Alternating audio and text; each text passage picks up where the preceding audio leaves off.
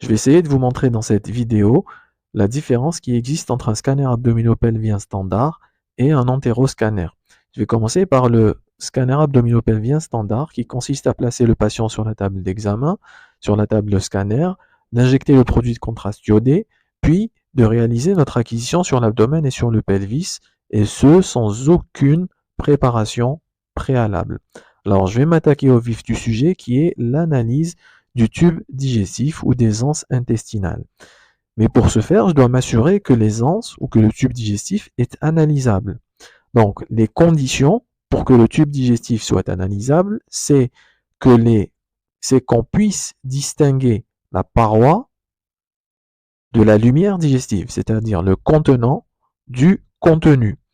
Ici, par exemple, j'arrive à voir des anses digestives en projection de la fosse iliaque gauche, mais le problème, c'est que ces anses sont complètement agglutinées et je n'arrive pas à distinguer la paroi de la lumière digestive. C'est le cas également au niveau de la région hypogastrique et au niveau de la fosse iliaque droite. Ici, par exemple, si je mettais une lésion à ce niveau, je ne saurais dire si cette lésion fait partie de la paroi, si elle fait partie de la lumière digestive ou si elle fait partie carrément du péritoine ou du mésentère. Donc vous voyez que devant un protocole scanographique standard, on est vraiment limité dans notre interprétation dans la mesure où on n'arrive pas à caractériser ou à décrire les lésions qui siègent au niveau du tube digestif.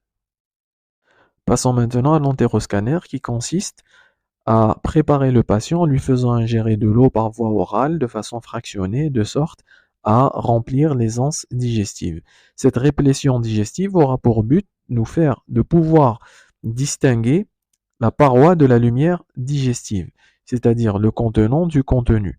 Sur cette anse jéjunale, par exemple, j'arrive clairement à distinguer les parois de la lumière digestive. J'arrive même à visualiser les valvules connivantes qui sont très rapprochées au niveau des anses jéjunales. Si je défile vers le bas, je vois que toutes les anses digestives gréliques sont en réplétion. Et si par exemple j'ai une lésion à ce niveau, par exemple ici, j'arriverai à dire si cette lésion est pariétale, si elle est intraluminale ou si elle est dans la graisse péritonéale. Donc, c'est l'intérêt de l'entéroscanner. Il a pour but de bien visualiser, de bien analyser la sémiologie des anses gréliques. Pour le côlon, ça sera autre chose et ça sera réservé pour une autre vidéo. Et le coloscanner sera là pour pouvoir analyser et permettre l'analyse du côlon. Donc, donnez-nous vos impressions et proposez-moi des thèmes à présenter dans ce type de vidéo